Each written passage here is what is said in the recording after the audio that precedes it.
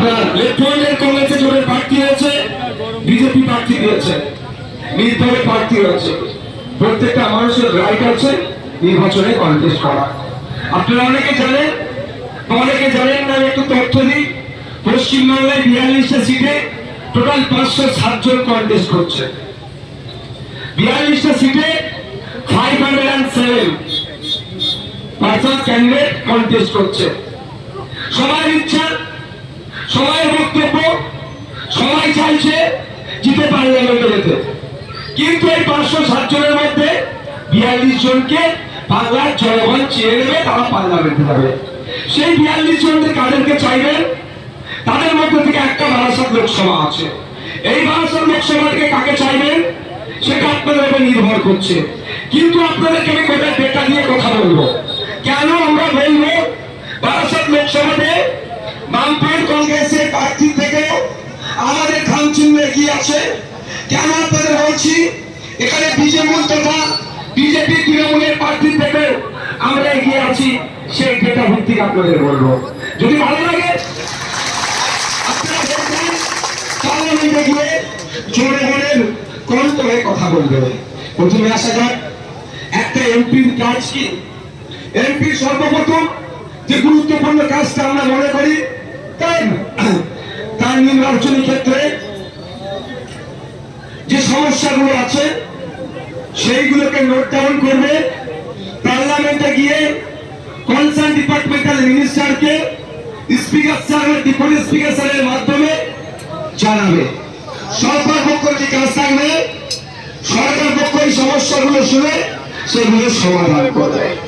এবার আপনাদের বলি, যিনি 3 বারের এমপি বলে দাবি করছেন নিজেকে, 15 বছর ধরে এই হাবড়ার মানুষের ভোট নিয়েছে, এই অশোকনগরের মানুষের ভোট নিয়েছে, এই দেগঙ্গার মানুষের ভোট নিয়েছে, বারাসাতের মানুষের ভোট নিয়েছে, নিয়ে পার্লামেন্টে গিয়েছে।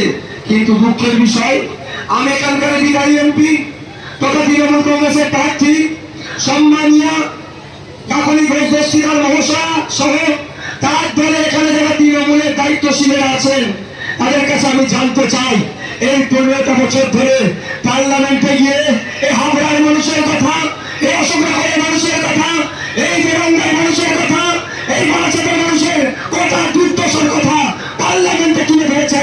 সেই তথ্যটা আগে এই ভোটের মানুষকে দিক, হাবড়ার মানুষকে দিক, তার চতুর্থবারের জন্য তার জন্য ভোট চাক। পার্লামেন্টে গিয়েছে, মাসের শেষে একটা মোটা অঙ্কের সাম্মানিক ভাতা পেয়েছে, একবার এমপি হয়ে গিয়েছে, পেনশন পেয়েছে, তোমার এমপি হচ্ছে, আমার পেনশন আর হচ্ছে, দ্বিতীয়বারের জন্য এমপি হয়েছে, তার আবার পেনশন আর হয়েছে, চতুর্থবারের সাম্মানিক ভাতা আর সহ এমপি পেনশন অ্যাড করার জন্য উঠে পড়ে লেগেছে।